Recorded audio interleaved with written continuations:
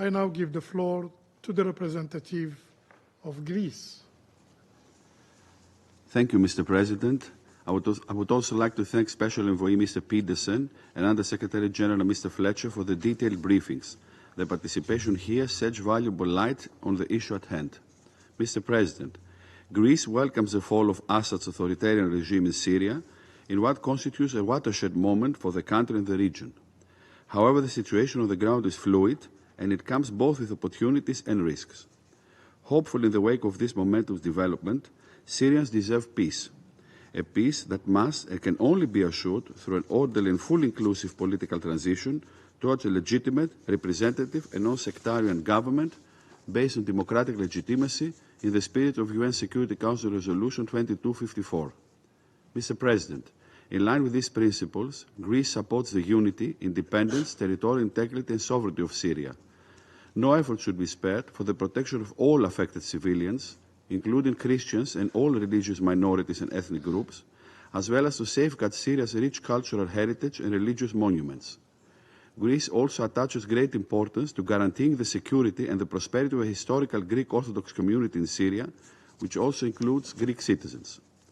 Syria must demonstrate significant and tangible evidence of their willingness to work towards a smooth transition of power, to build state institutions in line with the principle of inclusiveness, and to respect international humanitarian law. Any positive declaration and messages by the new authorities have to be matched with concrete actions on the respect of minorities and human rights. We fully support the UN Special Envoy's engagement and echo the messages he has conveyed to Syria in this regard.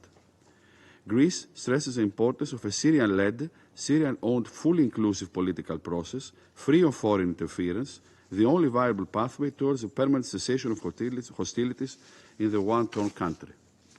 In this way, we strongly encourage Syria to work with the UN Special Envoy with the goal of producing a clear roadmap and a timeline for a political transition process and constitutional reform in spirit of Resolution 2254. Mr. President, Greece remains ever vigilant regarding the increasing risks of ISIL's and other terrorist group resurgence in the country, including the risks of foreign terrorist fighters in Syria and the wider region.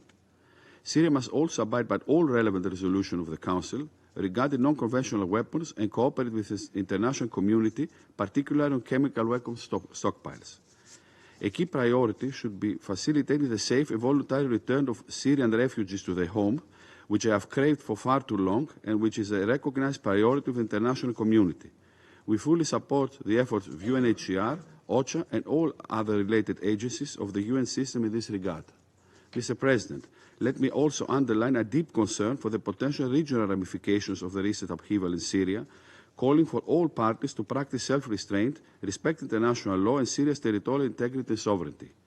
We appeal to all actors in the region to contribute in a responsible and sincere manner to the stabilization and reconciliation efforts of the international community.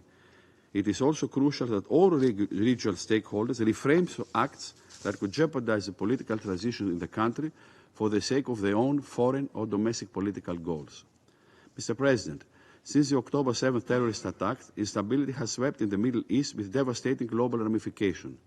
As demonstrated by the Greek Prime Minister's visit to Beirut on December 16, we are ready to support all regional partners in this volatile environment and will continue to monitor closely regional developments and the potential impact on neighboring countries, particularly Lebanon, Jordan and Iraq.